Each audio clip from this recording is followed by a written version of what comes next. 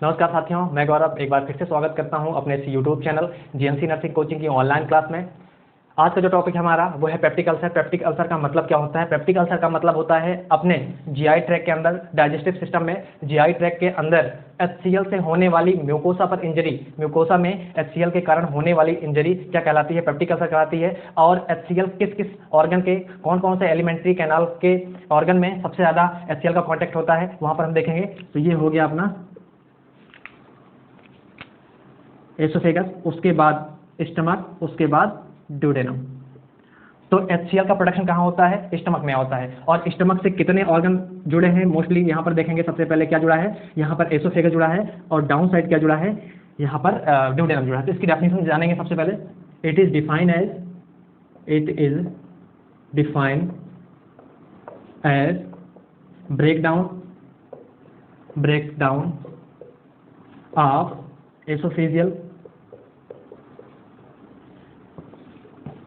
esophageal, gastric and duodenal mucosa. यहाँ पर क्या है? किसका ब्रेकडाउन हो रहा है?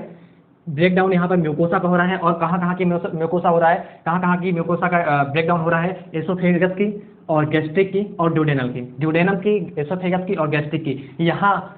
यहाँ की म्यूकोसा क्या हो रही है? डैमेज हो रही है, ब्रेकडाउन हो रही है। किससे? एचसीएल से। और यहाँ पर लिख सकते हैं,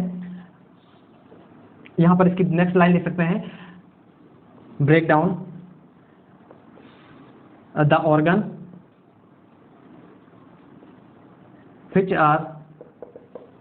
which are come in the contact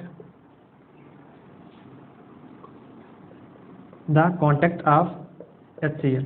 The organ which are come in the contact of HCl। HCl के ऐसे ऑर्गन जो कि HCl के कांटेक्ट में ज्यादा आते हैं, उसमें ही ज्यादा म्यूकोसा का ब्रेकडाउन होता है। उसमें ही सबसे ज्यादा ब्रेकडाउन किसका? म्यूकोसा का होता है। तो वो क्या कॉज करता है? वो पेप्टिक अल्सर कॉज करता है। तो ये क्या हो गया? ये पेप्टिक अल्सर हो गया। और यहाँ पर सबसे पहले हमने देखा कि यहाँ पर 3 ऑर्गन सम्मिलित हैं। सबसे पहले क्या है? एसोफेगस, नेक्स्ट यहाँ पर स्टमक है, और नेक्स्ट उसके बाद क्या है? ये ड्यूडेनम है। तो 3 ऑर्गन इसके अंदर ज्यादा सम्मिलित है, या ब्रेकडाउन 3 एचसीएल की वजह से 3 ऑर्गन का ज्यादा ब्रेकडाउन, यहाँ पर 3 ऑर्गन की ज्यादा म्यूकोसा का ब्रेकडाउन यहाँ पर होता है। तो उसके बाद नेक्स्ट देखेंगे इसके टाइप की। तो ये हो गया क्या? अपना डेफिनेशन। नेक्स्ट यहाँ पर जो टाइप है, टाइप की डिस्कस करते हैं। टाइप यहाँ पर हमने देखा था सबसे पहले किसका हो रहा था? सबसे पहले यहाँ पर अगर देखें तो एसोफेगस हो रहा था। यहाँ पर एसोफेजियल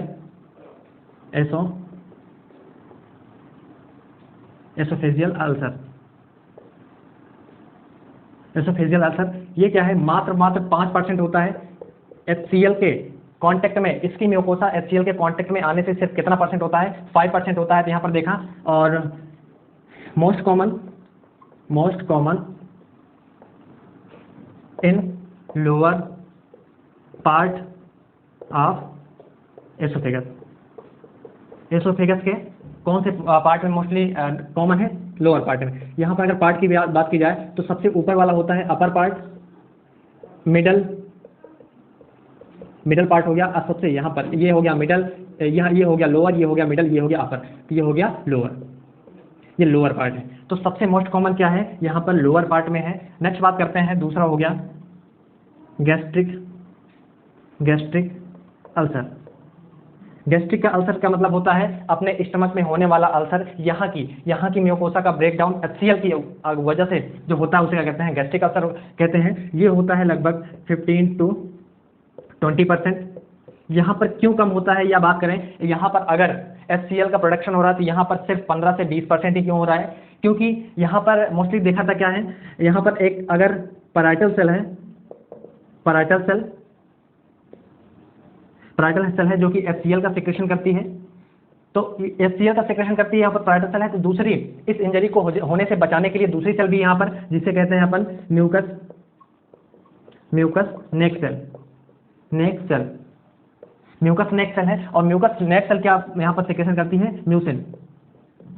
एनाटॉमी और फिजियोलॉजी में जब यहाँ पर हमने डिस्कस किया था तो उसमें हमने देखा था कि पैराइटल सेल अगर एचसीएल का निर्माण करती है तो उसको इंजरी यानी म्यूकस में होने वाली इंजरी से बचाने के लिए पर्टिकुलर यहाँ पर एक और सेल काम करती है जिसका नाम है म्यूकस नेक सेल, और वो म्यूसिन का सिक्रेशन करती है। ये म्यूसिन एक प्रकार की प्रोटीन है जो कि पर्टिकुलर HCl से होने वाली इस म्यूकस मेम्ब्रेन पर, यहाँ पर म्यूकस मेम्ब्रेन है, सबसे इनर मोस्ट लेयर है, इस यहाँ की लेयर को बचाने के लिए, पर्टिकुलर HCl से बचाने के लिए एक यहाँ पर और एक प्रोटीन काम करती है जिसका नाम है म्यूसिन। यहाँ पर HCl क्या है, बहुत ज़्यादा एसिडिक नेचर है। HCl का नेचर कितना है या pH कितना है, 1 से 3, 1 से 3 इसका pH है। ये ज़्यादा एसिडिक है, कहीं इससे ब्रेक डाउन या इससे इंजरी ना हो जाए, लीजन ना हो जाए स्टमक में, उसको बचाने के लिए यहाँ पर पर्टिकुलर क्या है, म्यूसिन, एक प्रकार की प्रोटीन यहाँ पर प्रेजेंट होती है। इसलिए पर्टिकुलर यहाँ पर जो गैस्ट्रिक अल्सर है यहाँ पर 15 से 20% चांस होते हैं। नेक्स्ट यहाँ पर बात करते हैं कि इसमें भी सबसे मोस्ट कॉमन कौन सा एरिया है, तो यहाँ पर सबसे मोस्ट कॉमन एरिया है पाइलोरिक एंट्रम। अगर इसकी पार्ट की बात करें तो यहाँ पर अलग अलग इसके पार्ट में डिवाइड किया गया है स्टमक को। सबसे ऊपर वाला पार्ट होता है फंडस, बीच वाला होता है बॉडी, उसके बाद ये जो लोअर वाला पोर्शन होता है, ये लोअर वाला पोर्शन कहलाता है पाइलोरस कहलाता है। और पाइलोरस के भी अलग अलग 2 पार्ट हैं, इसको भी 2 पार्ट में डिवाइड किया गया है। ये जो कैनाल जैसी संरचना है, यहाँ पर आप देख सकते हैं, यहाँ पर एक कैनाल जैसी संरचना नीचे की ओर है जो कि पर्टिकुलर इस स्फिंक्टर से जुड़ी है जिसका नाम है पाइलोरिक स्फिंक्टर। और जो यहाँ पर कैनाल जैसी संरचना है इसको कहते हैं पाइलोरिक कैनाल। और जो वाइड एरिया है पाइलोरस का, जो वाइड एरिया है इसे कहते हैं पाइलोरिक एंट्रम। तो सबसे ज्यादा मोस्ट कॉमन जो इसमें प्लेस है होने का, यानी गैस्ट्रिक अल्सर सबसे ज्यादा अगर किसी पार्ट में होता है स्टमक के अंदर तो किसमें होता है, वो पाइलोरिक एंट्रम में होता है। ये हो गया 2। तीसरा होता है ड्यूडेनल अल्सर। ये तो क्या, सबसे पहले एसोफेजियल अल्सर सिर्फ 5% होता है, ये यहाँ पर लोअर साइड में मोस्ट कॉमन है। नेक्स्ट बात करते हैं गैस्ट्रिक अल्सर की। यहाँ पर जो गैस्ट्रिक यानी HCl के कारण इसमें होने वाली इंजरी या लीजन सबसे ज्यादा किस पार्ट में होते हैं, वो पाइलोरिक एंट्रम में होते हैं। पाइलोरस के 2 पार्ट होते हैं, पाइलोरिक कैनाल और पाइलोरिक एंट्रम। तो सबसे ज्यादा मोस्ट कॉमन यहाँ पर है पाइलोरिक एंट्रम। नेक्स्ट बात करते हैं, अगर यहाँ पर जैसे कि पता है HCl का प्रोडक्शन कहाँ से होता है, सिर्फ स्टमक से होता है। और स्टमक में कौन से सेल से होता है, पाराइटल सेल से होता है। पाराइटल सेल से HCl का क्या होता है, सिक्रेशन होता है। और यहाँ पर इंजरी होने की वजह से ज़्यादा चांस होने चाहिए, लेकिन क्यों नहीं होता है, क्योंकि पर्टिकुलर HCl से होने वाली इंजरी को प्रोटेक्ट करने के लिए यहाँ पर एक और सेल प्रेजेंट है जिसका नाम है म्यूकस नेक सेल। वो क्या सिक्रेशन करती है, वो सिक्रेशन करती है म्यूसिन का। म्यूसिन होने वाली इंजरी को बचाने के लिए, HCl से होने वाली इंजरी को बचाने के लिए पर्टिकुलर यहाँ पर म्यूसिन काम करता है। तो ये किसकी बात हो गई, ये दो इसके हो गए टाइप। नेक्स्ट की बात करते हैं, यहाँ पर नेक्स्ट टाइप होता है ड्यूडेनल अल्सर।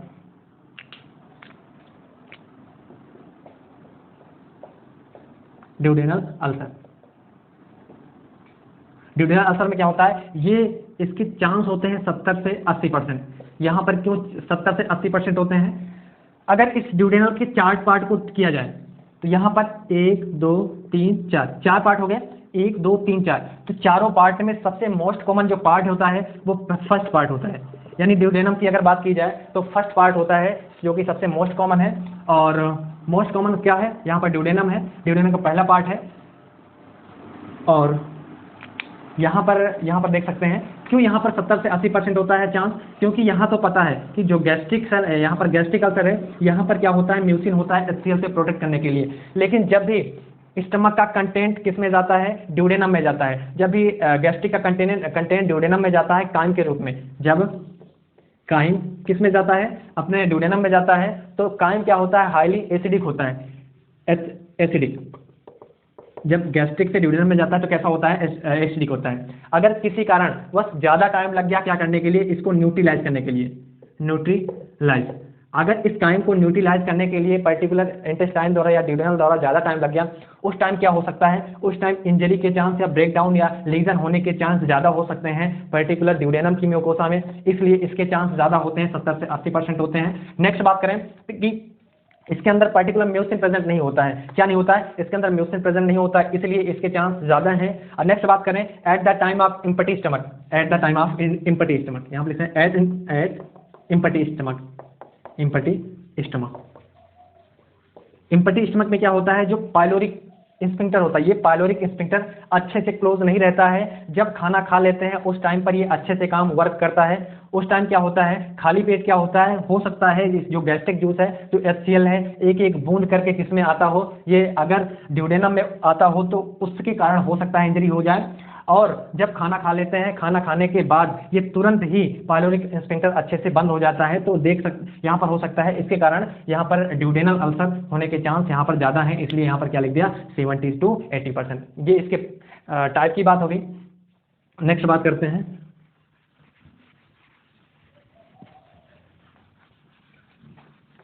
ऐसे कौन कौन से कारण हैं, किस कारण से पेप्टिक अल्सर होता है, यानी कौन कौन से ऐसे कारण हैं जिसके कारण पेप्टिक अल्सर हो सकता है। तो यहाँ पर लिख सकते हैं कॉज। कॉज कॉज में सबसे पहले लिखेंगे यहाँ पर फैमिली हिस्ट्री।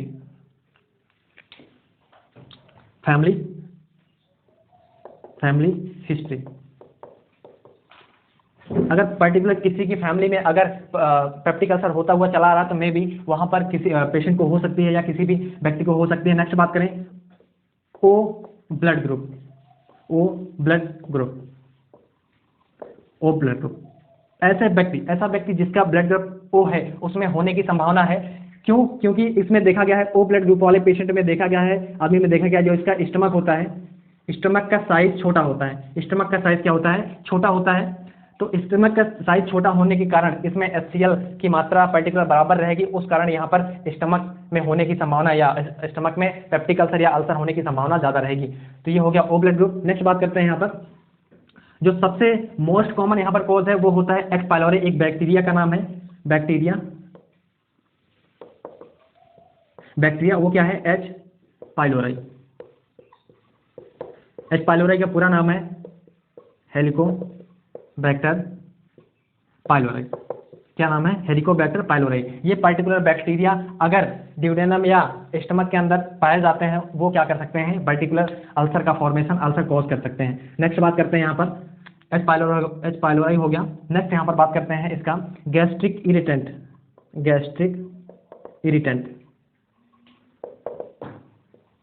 अगर कोई व्यक्ति ऐसी चीज खा रहा है जिससे क्या हो रहा है, पैराइटल सेल स्टिमुलेट हो रहा है, गैस्ट्रिक इरिटेंट खाता है, उससे क्या हो सकता है? पेप्टिक अल्सर होने के चांस ज्यादा है। इस क्या क्या होते हैं गैस्ट्रिक इरिटेंट? यहाँ पर देखें, एल्कोहल। ऐसा व्यक्ति जो कि पर्टिकुलर एल्कोहल को लेता है उसके अंदर क्या होगी? पैराइटल सेल स्टिमुलेट होगी। जब पैराइटल, हमने देखा था जो पैराइटल सेल है उससे क्या निकल रहा है? उससे HCl का प्रोडक्शन हो रहा है। अगर HCl को ज्यादा स्टिमुलेट HCl एल्कोहल द्वारा होगा तो क्या होगा? HCl का प्रोडक्शन ज्यादा होगा। जब HCl ज्यादा होगा तो क्या होगा? पर्टिकुलर जो म्यूकोसा है उसको क्या करेगा? डैमेज करेगा। पर्टिकुलर क्या करेगा? म्यूकोसा को डैमेज करेगा। जब म्यूकोसा डैमेज होगा तो क्या, वही क्या कहलाता है? Peptic ulcer. तो ये हो गया एल्कोहल है। नेक्स्ट होता है टोबैको, तो उसके अंदर होने की संभावना ज्यादा है। नेक्स्ट बात करते हैं स्मोकिंग क्या करती है? पर्टिकुलर HCl का ज्यादा सिक्रेशन कराती है, उसके कारण इंजरी हो सकती है। नेक्स्ट बात करें टी, कॉफी,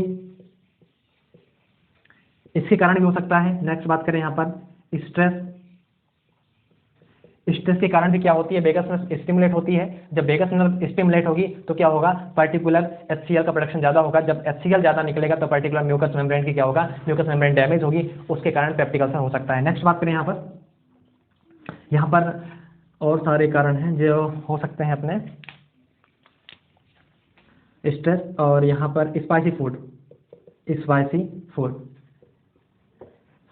स्पाइसी फूड खाने से भी क्या हो सकता है? HCl का प्रोडक्शन ज़्यादा होता है और क्या हो सकता है? गैस्ट्रिक जो म्यूकोसा है, पर्टिकुलर यहाँ म्यूकोसा है वो डैमेज हो सकती है और पेप्टिक अल्सर कॉज कर सकता है। तो ये क्या हो गया? पर्टिकुलर इसके कुछ कारण हो गए जिसके कारण पर्टिकुलर जो पेप्टिक अल्सर है वो उसके होने की संभावना ज़्यादा है। ये हो गया अपने कॉज। नेक्स्ट यहाँ पर देखें, ये तो कॉज हो गए। नेक्स्ट होता है अगर किसी कारणवश, हमने यहाँ पर डिस्कस किया था कि पर्टिकुलर एनाटॉमी फिजियोलॉजी के अंदर हमने डिस्कस किया था कि जो स्टमक है, स्टमक के अंदर पर्टिकुलर दो फैक्टर काम करते हैं। एक होता है एग्रेसिव फैक्टर, एक होता है डिफेंसिव फैक्टर। क्या होता है? एक होता है एग्रेसिव फैक्टर, दूसरा होता है डिफेंसिव फैक्टर। क्या होता है? Defensive factor. एग्रेसिव फैक्टर क्या होता है? ऐसे फैक्टर जो कि पर्टिकुलर किसका स्टिमुलेशन करते हैं, पैराइटल सेल को स्टिमुलेट करके HCl का प्रोडक्शन। एग्रेसिव फैक्टर क्या होते हैं? जो HCl का प्रोडक्शन ज्यादा कराते हैं, HCl ज्यादा कराते हैं, वो होते हैं एग्रेसिव फैक्टर। और डिफेंसिव फैक्टर क्या होते हैं? डिफेंसिव फैक्टर पर्टिकुलर होते हैं HCl से होने वाली इंजरी को बचाने के लिए जो पर्टिकुलर इसमें कंपोनेंट्स होते हैं वो डिफेंसिव फैक्टर होते हैं। यानी ये क्या करते हैं? इंजरी को पर्टिकुलर HCl से होने वाली इंजरी को क्या करते हैं? कम करते हैं या होने नहीं देते हैं। ये क्या होते हैं? डिफेंसिव फैक्टर होते हैं। हमने जैसे यहाँ पर डिस्कस किया था, क्या होता है यहाँ पर? म्यूसिन। क्या होता है? म्यूसिन से क्या हो सकता है? म्यूसिन HCl से होने वाली इंजरी को बचाता है। तो पहला हो गया म्यूसिन। नेक्स्ट होता है यहाँ पर प्रोस्टाग्लैंडिन में क्या करता है पर्टिकुलर?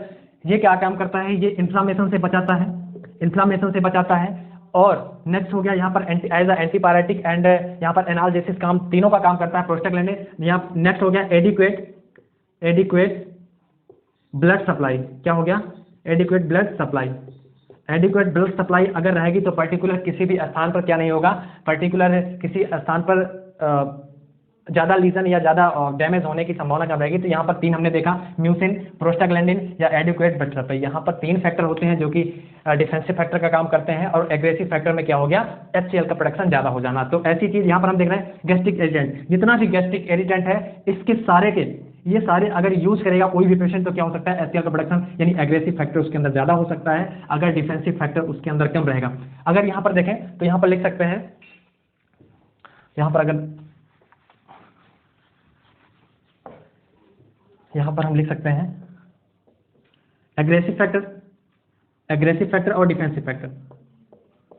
अगर एग्रेसिव फैक्टर क्या हो जाए? ज्यादा हो जाए और डिफेंसिव फैक्टर कम हो जाए, डिफेंस करने वाले फैक्टर कम हो जाए और पर्टिकुलर इंजरी करने वाले फैक्टर बढ़ जाए या HCl की अमाउंट बढ़ जाए, तो उसके कारण भी हो सकता है क्या? इंजरी हो सकती है गैस्ट्रिक के अंदर या कहीं भी ये अल्सर का फॉर्मेशन करा सकता है। तो ये हो गया। नेक्स्ट बात करते हैं NSAID। ये क्या है? Non steroidal anti inflammatory drug. इसके अंदर अगर पर्टिकुलर मेडिसिन को लिया जाता है, ये NSAID ये एक ड्रग है, या ड्रग का क्या कहते हैं? क्लासिफिकेशन के रूप में आता है NSAID। इसके अंदर पर्टिकुलर जैसे आइबुप्रोफेन, डिक्लोफेनिक, एस्पिरिन, ये सारी किसके अंदर आती हैं? ये NSAID के अंदर आती है। अगर ज्यादा NSAID का यूज किया जाएगा तो ये क्या होती है? NSAID क्या होती है? कॉक्स इनहिबिटर,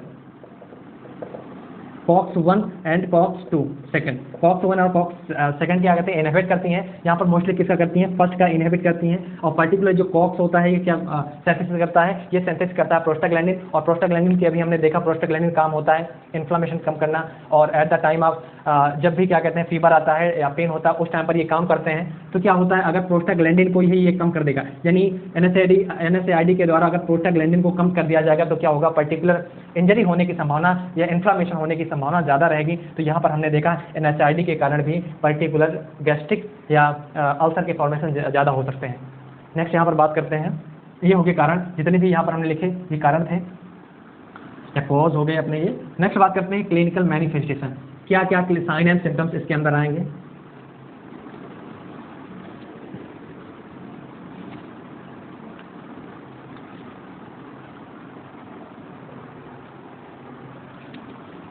क्लिनिकल मैनिफेस्टेशन में हमने देखा 5% सबसे पहले क्या है? 5% एसोफेजियल है। नेक्स्ट गैस्ट्रिक 15 से 20% है। और 70 to 80% क्या है? ड्यूरल अल्सर है। तो मोस्ट कॉमन इसमें सबसे ज्यादा क्या है? सबसे ज्यादा इसमें 2 ही पाया जा रहा है, एक गैस्ट्रिक है और दूसरा क्या है? ड्यूरल है। तो सबसे पहले इसी दोनों की बात करते हैं, गैस्ट्रिक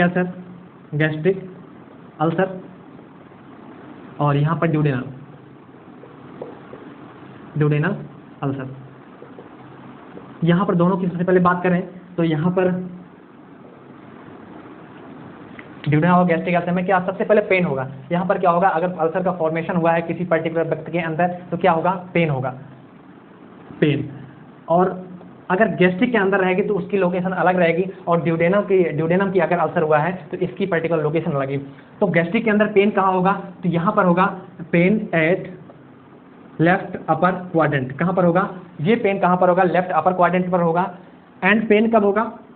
पेन ये क्या हो गया? ये तो लोकेशन की बात हो गई। और टाइम कब होगा? टाइम ऐसा कौन सा टाइम है जब पेन होगा पर्टिकुलर गैस्ट्रिक के अंदर या स्टमक के अंदर होने वाले अल्सर से? तो यहाँ पर होगा पेन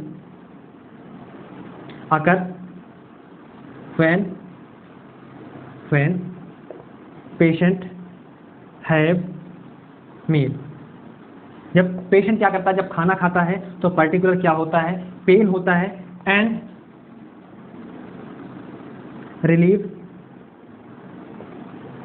आफ्टर वोमिटिंग। हमने क्या देखा, यहाँ पर पेन की लोकेशन क्या है, लेफ्ट अपर क्वाड्रेंट है। नेक्स्ट यहाँ पर पेन कब स्टार्ट होगा या पेन कब होगा, जब पेशेंट क्या करेगा, खाना खाएगा। जब पेशेंट खाना खाएगा उस समय क्या होगा, पेन होगा। और जब पेन होगा तो क्या होगा, वॉमिटिंग रिफ्लेक्स आएंगे। जब वॉमिटिंग रिफ्लेक्स आएगा तो क्या होगा, पर्टिकुलर पेशेंट वॉमिटिंग कर देगा। जब वॉमिटिंग कर देगा पेशेंट तो पेन से रिलीफ मिल जाएगा, आराम मिल जाएगा। यहाँ पर ऐसा क्यों हो रहा है, यहाँ पर देखें, जब भी पेशेंट खाना खाता है, खाना खाने के बाद यहाँ पर जी सेल स्टिमुलेट होती हैं, जिससे कि पर्टिकुलर गैस्ट्रिक जूस का सिक्रेशन होता है। जब जब भी गैस्ट्रिक जूस का क्या हो रहा है, जब भी इसका लेवल बढ़ रहा है, तो जब भी इसका लेवल बढ़ रहा है तो पर्टिकुलर पेन होगा, क्योंकि पर्टिकुलर क्या करेगा, इरिटेट करेगा। जो यहाँ की म्यूकस मेम्ब्रेन है या म्यूकोसा है, क्या करेगा, इसको इरिटेट करेगा। जब इरिटेट करेगा, ब्रेक डाउन करेगा, तो वहाँ पर पर्टिकुलर पेशेंट में क्या होगा, पेन फील होगा। पेन होगा तो यहाँ पर हम क्या करें, जब पेशेंट खाना खा रहा है तो क्या होगा, पेन होगा। म्यूकस को इरिटेट करेगा, जब इरिटेट करेगा तो पेन होगा। तो ये कब पेन हो रहा है, जब पेशेंट खाना खा रहा है उस समय गैस्ट्रिक जूस निकल रहा है और म्यूकोसा को गैस्ट्रिक जूस के द्वारा इरिटेट किया जा रहा है। जब इरिटेट होगा तो क्या होगा, पेन कॉज होगा। नेक्स्ट बात करते हैं, जब पेन होगा, सीवियर पेन के कारण क्या स्टिमुलेट होगा, यहाँ पर वॉमिटिंग रिफ्लेक्स आएंगे। क्या आएंगे, वॉमिटिंग रिफ्लेक्स। जब सीवियर पेन होगा तो क्या होगा, वॉमिटिंग रिफ्लेक्स आएंगे। जब वॉमिटिंग रिफ्लेक्स आएगा तो पर्टिकुलर पेशेंट द्वारा वॉमिटिंग की जाएगी। जब वॉमिटिंग की जाएगी तो पेन रिलीफ हो जाएगा। क्यों, उसके साथ सारा गैस्ट्रिक, सारा HCl, सारा फूड का क्या हो रहा है, बाहर आउट हो जा रहा है, माउथ के थ्रू आउट हो जा रहा है। जब सारा HCl, सारा गैस्ट्रिक जूस कह सकते हैं, सारा गैस्ट्रिक जूस या सारा फूड जब स्टमक से बाहर आ जा रहा है तो क्या होगा, पेन में रिलीफ हो जाएगा। क्योंकि पर्टिकुलर यहाँ पर HCl या कोई भी फूड का पार्टिकल्स नहीं बचेगा, तो यहाँ पर क्या होगा, पेन में रिलीफ हो जाएगा। तो यहाँ पर पहला हो गया गैस्ट्रिक अल्सर। नेक्स्ट बात करते हैं ड्यूडेनल अल्सर की।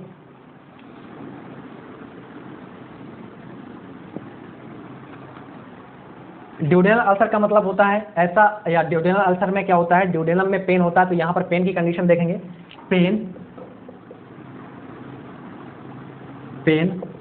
पेशेंट कहाँ फील करेगा, pen at mid epigastric region. कहाँ पर पेन होगा, पर्टिकुलर मिड एपिगैस्ट्रिक पेन होगा। हमने रीजन की बात की थी, स्टमक के रीजन की बात करी थी। वहाँ पर 9 रीजन में पर्टिकुलर स्टमक को हमने, अब्डोमिनल कैविटी को हमने डिस्कस किया था। और उसमें भी कहाँ होगा, मिड एपिगैस्ट्रिक पेन होगा। पेन की लोकेशन क्या होगी, ये पर्टिकुलर एपिगैस्ट्रियम में होगा और मिड में होगा। और ये पेन कब होगा, at empty stomach, at pain occur at, यहाँ पर लिख सकते हैं pain occur at empty stomach, empty stomach. Pain कब होगा, जब पेशेंट का स्टमक इम्पटी रहेगा, जब खाना नहीं खाया रहेगा उस टाइम पर पेन होगा। क्यों, क्योंकि eight the time of empty stomach, जब भी पेशेंट का पेट या स्टमक इम्पटी रहता है उस टाइम क्या रहता है, पाइलोरिक इंस्टिंक्टर अच्छी तरीके से क्लोज नहीं रहता है। तो हो सकता है इसमें से कुछ HCl एक बूंद करके किस में आता रहे, ये अच्छे से ना बंद होने के कारण ड्यूडेनम में आता रहेगा। तो यहाँ पर पेन कब होगा, जब पेशेंट खाली पेट रहेगा उस टाइम पर पेन होगा। और जैसे ही खाना खा लेगा, and when patient take food, जैसे ही पेशेंट खाना खा लेगा क्या होगा, पेन रिलीफ। जैसे ही खाना पेशेंट खा लेगा क्या होगा, पेन में रिलीफ हो जाएगा, पेन नहीं होगा। क्यों, eight the time of taking, जब खाना खाता है पेशेंट, खाना खाते ही क्या हो जाता है, पाइलोरिक इंस्टिंक्टर अच्छे से क्लोज होता है। जब अच्छे से क्लोज हो जाएगा तो पर्टिकुलर एक भी बूंद या एक भी पार्टिकल्स किस में नहीं जाएगा, ड्यूडेनम में नहीं जाएगा। जब ड्यूडेनम में एक भी पार्टिकल्स HCl का या फूड का नहीं जाएगा तो पर्टिकुलर यहाँ पर इरिटेशन, यहाँ की म्यूकोस मेम्ब्रेन में इरिटेशन नहीं होगा और पेन नहीं कोज होगा। तो यहाँ पर क्या, सबसे पहले क्या देख लिया, पेन कब होगा, जब खाली पेट रहेगा। जब खाना पेशेंट खा लेगा तो क्या होगा, पेन नहीं होगा। नेक्स्ट यहाँ पर एक और है कि after 3 hours of meal, after 2 to 3 hours, after 2 to 3 hours of meal patient feel pain. क्या कह रहा हूँ यहाँ पर मतलब है खाना खाने के 2 से 3 घंटे बाद पेशेंट को फिर से दर्द स्टार्ट होगा, जिसको कह रहे हैं अपन मिड नाइट पेन। क्या कह रहे हैं, मिड नाइट पेन।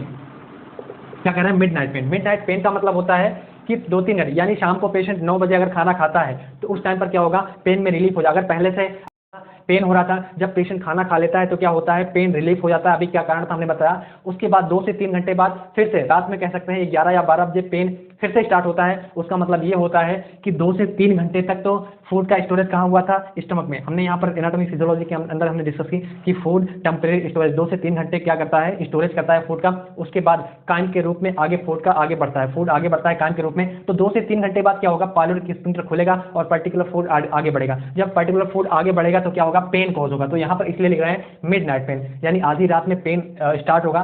तो ऐसी कंडीशन कब होगा, जब ड्यूडेनल अल्सर होगा। जब ड्यूडेनल अल्सर होगा तो सबसे पहले क्या होगा, पेन एट इम्पटी स्टमक। जब पेन कब स्टार्ट होगा, जब क्या कहते हैं इम्पटी स्टमक रहेगा, खाना खाते ही आराम आ जाएगा। उसके बाद खाना खाने के 2 से 3 घंटे बाद फिर से पेन स्टार्ट होगा। ये हो गया अपने ड्यूडेनल अल्सर। नेक्स्ट हो गया गैस्ट्रिक अल्सर। गैस्ट्रिक अल्सर में क्या होगा, पर्टिकुलर जब खाना पेशेंट खाएगा, जब पेशेंट खाना खाएगा तो ज़्यादा पेन स्टार्ट होगा। और जब खाना ज़्यादा पेन होने के कारण वॉमिटिंग रिफ्लक्स आएंगे, उस टाइम पर जब वॉमिटिंग पेशेंट कर देगा तो उस टाइम क्या होगा, पेन में रिलीफ हो जाएगा या पेन रिलीफ हो जाएगा। ये हो गया अपना पेन की दोनों में कैसे कैसे होगा, कब होगा, यहाँ पर हमने इसकी बात कर ली। नेक्स्ट बात करते हैं साइन एंड सिम्टम्स की, क्लिनिकल मैनिफेस्टेशन की।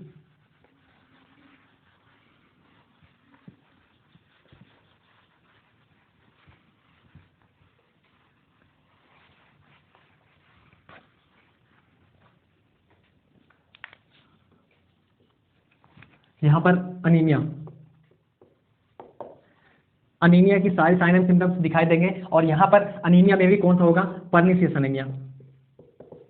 पर्निशियस अनीमिया, पर्निशियस अनीमिया किसके कारण होता है, विटामिन B12 की डिफिशियंसी से। अगर विटामिन B12 यहाँ पर डिफिशियंसी क्यों हो रहा है, क्योंकि हमने देखा था जो पराटल सेल होती है, पराटल सेल से पर्टिकुलर क्या स्टिमुलेट होता है, क्या निकलता है, यहाँ पर इंट्रिंसिक फैक्टर निकलते हैं। इंट्रिंसिक फैक्टर, ये इंट्रिंसिक फैक्टर क्या करते हैं, पर्टिकुलर B12 को क्या करते हैं, बाइंड करते हैं। बाइंड करके ये क्या करते हैं, इंटेस्टाइन, स्मॉल इंटेस्टाइन के द्वारा ऑब्जर्व किए जाते हैं। और पर्टिकुलर स्मॉल इंटेस्टाइन के किसके द्वारा ये किए जाते हैं, जेजुनम के द्वारा। जेजुनम के द्वारा क्या कर लिए जाते हैं, ऑब्जर्व कर लिए जाते हैं। जब ऑब्जर्व कर लिए जाते हैं तो पर्टिकुलर पर्निशियस अनीमिया नहीं कोज होता है। अगर यहाँ पर इंट्रिंसिक फैक्टर नहीं रहेंगे तो क्या होगा, पर्निशियस अनीमिया यहाँ पर होगी। ये पहला हो गया पर्निशियस अनीमिया। नेक्स्ट बात करते हैं क्लिनिकल मैनिफेस्टेशन के अंदर। पेन तो यहाँ पर देखा ही था, पेन होगा ही पेशेंट के अंदर। नेक्स्ट यहाँ पर होगा anorexia, nausea, vomiting. Anorexia, nausea, vomiting होगी। पेशेंट अगर खाना नहीं खा रहेगा तो क्या होगा, वीकनेस होगी। वीकनेस पेशेंट में देखने को मिलेगी। फटीग, थका सा रहेगा। यहाँ पर ये सारी कंडीशन पेशेंट के अंदर पर्टिकुलर देखने को मिलेगी। सबसे पहले क्या होगा, अनीमिया देखने को मिलेगी पेशेंट के अंदर। पेन देखने को मिलेगा। पेन पर्टिकुलर अभी क्या कंडीशन थी पेन की, हमने यहाँ पर डिस्कस किया था। एनोरेक्सिया, नोजिया, वोमिटिंग होगा पर्टिकुलर पेशेंट के अंदर। फटीग होगा, वीकनेस होगी। ये सारी कंडीशन पेप्टिक अल्सर के अंदर सामान्यतः दिखाई देंगी। क्लिनिकल मैनिफेस्टेशन हो गया। नेक्स्ट बात करते हैं डायग्नोस्टिक। ऐसे कौन कौन से डायग्नोस्टिक प्रोसीजर हैं जो कि अपने पेप्टिक अल्सर को देखने के लिए काम आते हैं या कंफर्म करने के लिए काम आते हैं। तो यहाँ पर पेशेंट कैसा दिखेगा, पेशेंट अनीमिक दिखेगा, वीकनेस दिखेगा। तो उसके कारण कंफर्म नहीं कर सकते हैं, लेकिन पेशेंट कैसा दिखेगा, उससे अनीमिक दिखेगा। नेक्स्ट इसमें अगर बात की जाए ब्लड की, तो ब्लड में कौन कौन सी जांच करा सकते हैं, सीबीसी। सीबीसी के अंदर क्या होगा, हमने देखा था यहाँ पर एक बैक्टीरिया है जिसका नाम है एच पाइलोराई। एच पाइलोराई के द्वारा क्या हो रहा है, यहाँ पर पर्टिकुलर यहाँ पर पेप्टिक अल्सर हो रहा है। सीबीसी के अंदर देखेंगे ल्यूकोसाइटोसिस, ल्यूकोसाइटोसिस, ल्यूकोसाइटोसिस यानी increase number of WBC। WBC के नंबर यहाँ पर ज़्यादा मिलेंगे। नेक्स्ट यहाँ पर दूसरा टेस्ट करेंगे जो होता है particular urea breath test. Urea breath test क्या होता है, ये पर्टिकुलर ये पेप्टिक अल्सर को ये ये देखता है पर्टिकुलर, ये इस बैक्टीरिया को चेक करता है, एच पाइलोराई को। ये एच पाइलोराई को देखता है, यानी यूरिया ब्रेथ टेस्ट द्वारा किसका एनालाइज किया सकता है, ये पर्टिकुलर एच पाइलोराई का एनालिसिस किया जाता है। यहाँ पर इसको चेक किया जाता है या प्रेजेंट है या नहीं है। इसमें क्या होता है, एक पेशेंट को carbon labelled capsule, particular patient को कार्बन लेवल्ड कैप्सूल को खिलाया जाता है। और ये जाकर किसमें आता है, स्टमक में आता है। स्टमक में आने के बाद क्या होता है पर्टिकुलर, यहाँ पर अगर एच पाइलोराई, यहाँ पर अगर ड्यूडेनम या स्टमक के अंदर अगर कहीं भी एच पाइलोराई बैक्टीरिया प्रेजेंट है, मोस्टली ड्यूडेनम की बात करें, अगर यहाँ पर क्या है, अगर एच पाइलोराई अगर बैक्टीरिया प्रेजेंट है तो क्या होगा, इस पर्टिकुलर एच पाइलोराई के द्वारा ये जो ऐसे कैप्सूल, ये ऐसे कैप्सूल बने होते हैं जो कि पर्टिकुलर एच पाइलोराई के द्वारा ही टूटते हैं। ये ऐसे कैप्सूल होते हैं जो इसकी कवरिंग होती है, कवरिंग, ये किसके द्वारा तोड़ी जाती है, ये particular mostly H pylori bacteria के द्वारा ही तोड़ी जाती है। और इसके अंदर भरा होता है यूरिया, इसके अंदर क्या भरा होता है, यूरिया। अगर पेशेंट कैप्सूल को खाता है और एच पाइलोराई के द्वारा पर्टिकुलर इसकी कवरिंग तोड़ी जाती है तो इसके अंदर का कैप्सूल क्या होता है, अपने पर्टिकुलर ब्लड में अब्जॉर्व हो जाता है और इसका एक्सक्रीशन कुछ हद तक इससे होता है, लंग से होता है। जब पर्टिकुलर इस कैप्सूल को खाने के बाद पर्टिकुलर अगर इसका ब्रीथ सैंपल लिया जाएगा तो उसके अंदर अगर यूरिया की मात्रा अगर देखने को मिलता है तो क्या होता है, पॉजिटिव एच पाइलोराई होता है, या कह सकते हैं उसके अंदर एच पाइलोराई बैक्टीरिया प्रेजेंट है। कभी कभार ये जो कवरिंग होती है कैप्सूल की, ये हाईली एसिडिक होने के कारण स्टमक के अंदर टूट जाती है, तो उस समय क्या होगा, false positive, false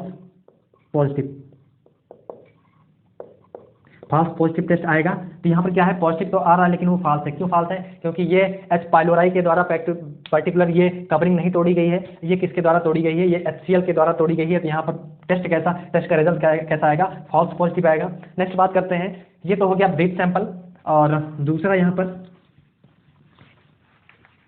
antibody detection test, antibody detection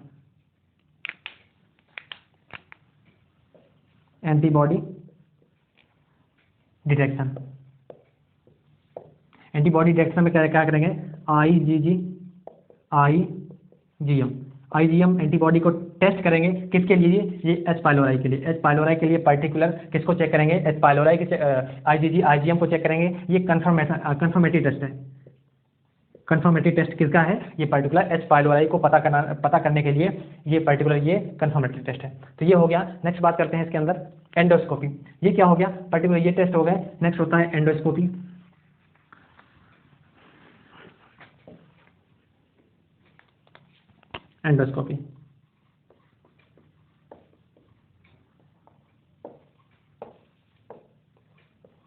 endoscopy क्या होता है, ये पर्टिकुलर एक प्रोसीजर होता है, ये कैमरा लोडेड कैथेटर होता है जिसको माउथ के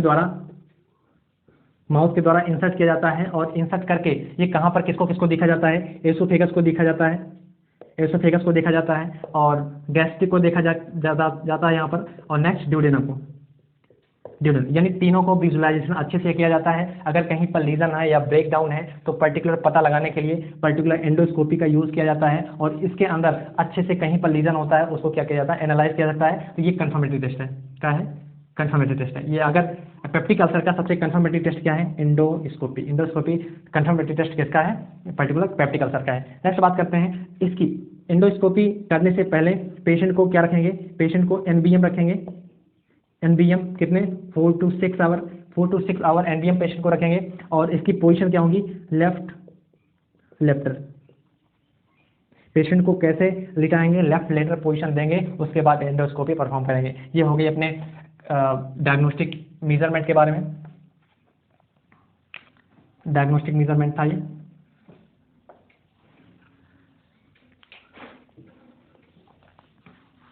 नेक्स्ट बात करते हैं इसके मैनेजमेंट की। हमने यहाँ पर डिस्कस कर लिया,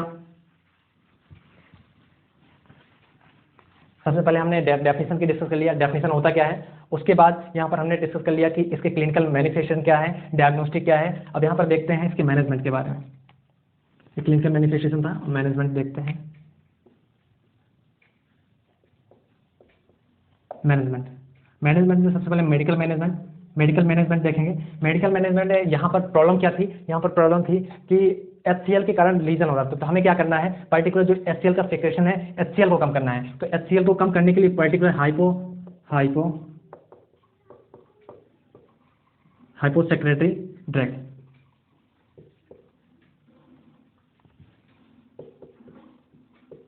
ऐसी ड्रग जो कि HCl के सिक्रेशन को कम करती है वो क्या होती है, हाइपोसेक्रेटरी ड्रग। HCl को कम करने वाली ड्रग होती है या कम सिक्रेशन करने वाली ड्रग होती है। इसमें होती है PPI proton pump inhibitor. Next होती है इसके अंदर H2 ब्लॉकर, और जो पीपीआई होती है इसके अंदर आती है ओमिप्राजोल, और होती है पेंटाप्राजोल, ओमिप्राजोल और पेंटाप्राजोल। और जो H2 ब्लॉकर होती है इसके अंदर आती है सिमेटिडिन,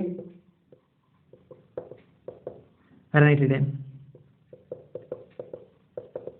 सेमिटिडिन और रेनिटिडिन। पर्टिकुलर ये क्या करती हैं, ये HCl की सिक्रेशन को कम करती हैं। अगर HCl का सिक्रेशन कम होगा तो पर्टिकुलर इसके अंदर जो ब्रेकडाउन था, म्यूकोसा का ब्रेकडाउन हो रहा था, लीजन हो रहा था, तो ये क्या होगा, कम होगा। तो जब कम होगा तो पर्टिकुलर जो समस्या होगी वो रिजॉल्व होगी। ये हो गया। और दूसरा था, यहाँ पर हमने देखा था कि एक बैक्टीरिया था, H. पाइलोरी बैक्टीरिया था। अगर बैक्टीरिया को क्या कर दिया जाए, किल कर दिया जाए, तो हमारी प्रॉब्लम क्या हो सकती है, रिजॉल्व हो सकती है। तो यहाँ पर बैक्टीरिया को पर्टिकुलर डिस्ट्रॉय करने के लिए यहाँ पर मेडिसिन अमोक्सिलिन देंगे, अमोक्सिलिन। और यहाँ पर मेडिसिन दे सकते हैं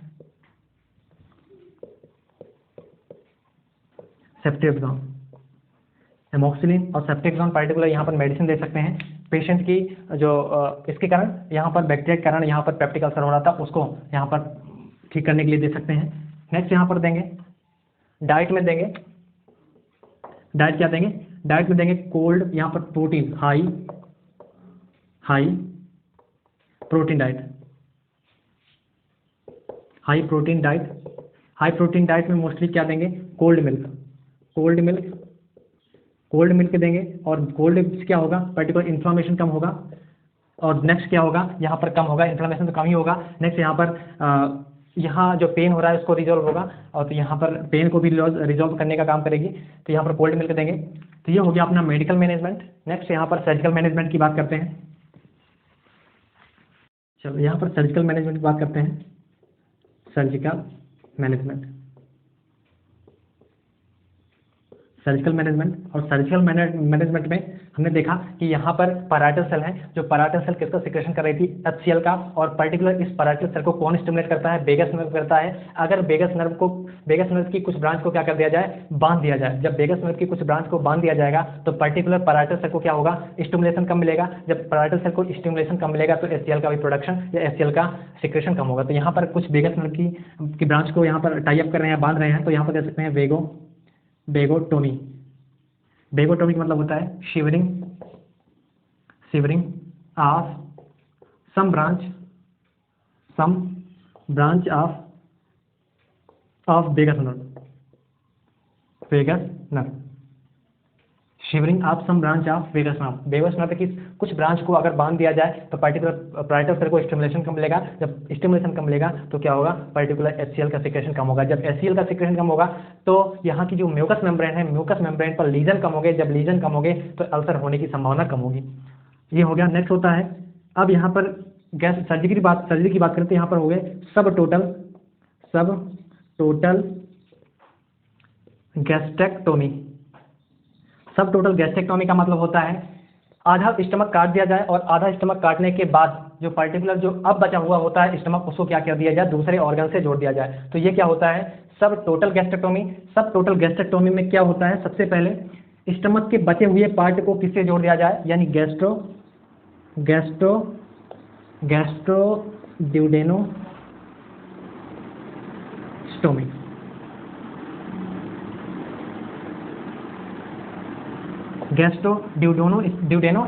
गैस्ट्रोड्यूडेनोस्टोमी का मतलब होता है पर्टिकुलर बचे हुए स्टमक का किससे जोड़ देना, ड्यूडेनम से जोड़ना।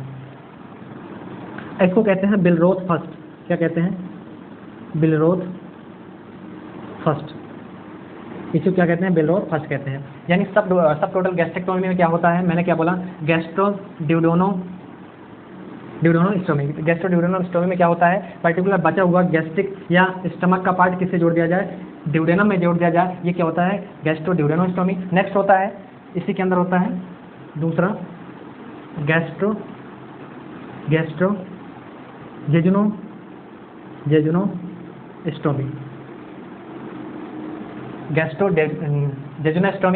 गैस्ट्रोजेजुनोस्टोमी का मतलब होता है बचा हुआ स्टमक का पार्ट किससे जोड़ दिया जाए, जेजुनम से जोड़ दिया जाए। यहाँ पर पर्टिकुलर ड्यूडेनम को अलग नहीं करेंगे, यहाँ पर काट कर नहीं निकालेंगे। इसलिए नहीं निकालेंगे कि पर्टिकुलर सारे जूस, चाहे बात करें बाइल या बात करें यहाँ पर पैनक्रियाटिक जूस, सारे जूस कहाँ पर आते हैं या निकलने वाले इसमें से कोलेगॉग या कोलेरेक्टिक एजेंट भी कहाँ से निकलते हैं, ड्यूडेनम से निकलते हैं। पर्टिकुलर यहाँ पर ड्यूडेनम को काटा नहीं जाएगा और यहाँ पर स्टमक के बचे हुए पार्ट को जेजुनम से जोड़ दिया जाएगा। ये क्या होता है, बिलरोज सेकंड, बिलरोज सेकंड क्या होता है, बिलरोज सेकंड। ये 2 सर्जरी इसमें परफॉर्म करते हैं सब टोटल गैस्ट्रेक्टोमी के अंदर। इसमें पर्टिकुलर आधा स्टमक काट देते हैं, निकाल देते हैं और पर्टिकुलर बचे हुए स्टमक को आगे वाले ऑर्गन से जोड़ देते हैं। ये हो गया सब टोटल गैस्ट्रेक्टोमी। नेक्स्ट होता है बेगोटोमी, हो गया सब टोटल गैस्ट्रेक्टोमी हो गया। नेक्स्ट बात करते हैं यहाँ पर टोटल गैस्ट्रेक्टोमी। आप क्या करेंगे, बचे हुए पूरे स्टमक को निकाल देंगे। निकालने के बाद स्टमक को निकालने के बाद जो एसोफेगस है और स्मॉल इंटेस्टाइन के पार्ट है उससे कलेक्ट कर देंगे। यहाँ पर लिखेंगे टोटल गैस्ट्रेक्टोमी। टोटल गैस्ट्रेक्टोमी का मतलब होता है टोटल स्टमक को निकाल दिया जाए, गैस्ट्रिक पार्ट को टोटल निकाल दिया जाए, ये होता है टोटल गैस्ट्रेक्टोमी। इसके अंदर होता है पहला,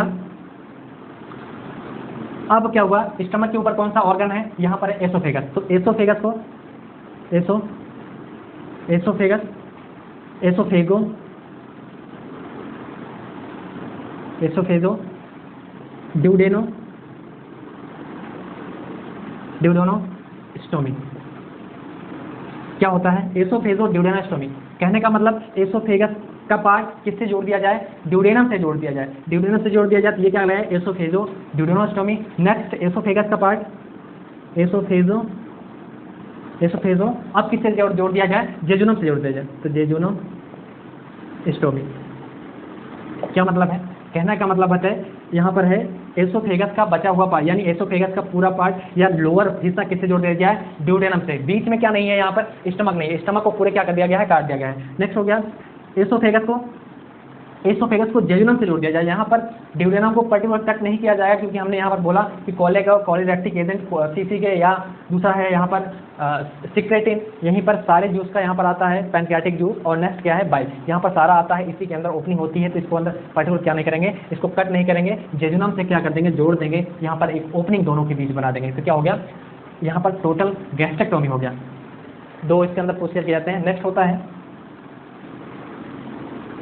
अब ये तो सर्जिकल मैनेजमेंट हो गया। सर्जिकल मैनेजमेंट के बाद सर्जिकल मैनेजमेंट करेंगे, उसके बाद पेशेंट को क्या एडवाइस देंगे कि आप डाइट में आप क्या नहीं लेना है, अवॉइड लाइफ टाइम तक के लिए क्या करना है, अवॉइड क्या करना है,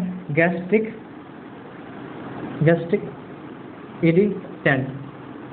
पर्टिकुलर क्या करना है, पेशेंट को बोलना है कि आप लाइफ टाइम तक गैस्ट्रिक इरिटेंट का यूज़ नहीं करेंगे। नेक्स्ट यहाँ पर हो गया जो डाइट है, डाइट को अगर वो पेशेंट अगर किसी भी डाइट को 2 बार में पहले खाता था, अब क्या है उस डाइट को 8 बार में खाएगा, यानी स्मॉल एंड फ्रीक्वेंट मील। थोड़ी सी डाइट को, यानी थोड़ी थोड़ी डाइट को बार बार खाएगा। नेक्स्ट उसको विटामिन B12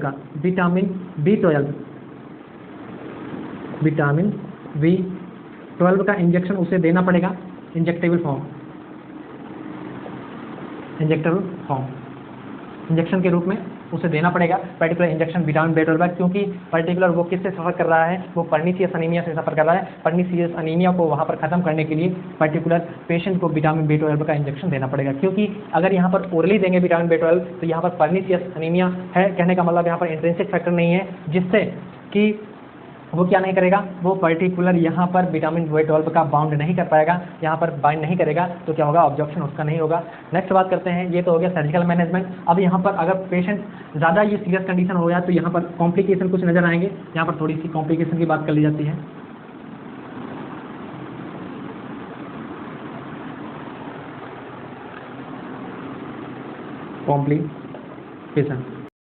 कॉम्प्लिकेशन की बात करते हैं तो सबसे पहले इससे कॉम्प्लिकेशन आएगा हेमरेज। क्यों, पेशेंट क्या कर रहा है, पर्टिकुलर यहाँ पर वॉमिटिंग कर रहा है, क्या कर रहा है, वॉमिटिंग, और वॉमिटिंग के साथ क्या आ रहा है, प्लस ब्लड। तो यहाँ पर क्या बोलेंगे, हीमेटेमेसिस।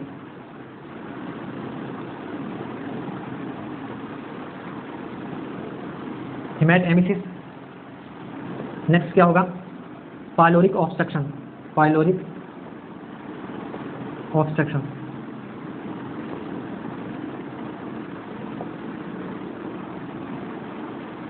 जब पाइलोरिक ऑब्स्ट्रक्शन होगा तो पर्टिकुलर क्या होगा, जब पाइलोरिक ऑब्स्ट्रक्शन होगा तो जो स्टमक है, स्टमक,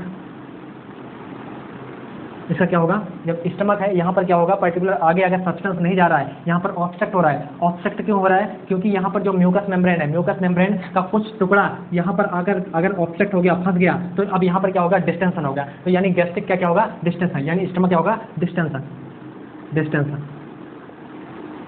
नेक्स्ट स्टमक का डिस्टेंशन हो गया। नेक्स्ट बात करें, यहाँ पर क्या होगा, यहाँ पर हो सकता है परफोरेशन, परफोरेशन, परफोरेशन क्या होगा, अगर परफोरेशन होगा तो क्या होगा, एसाइटिस,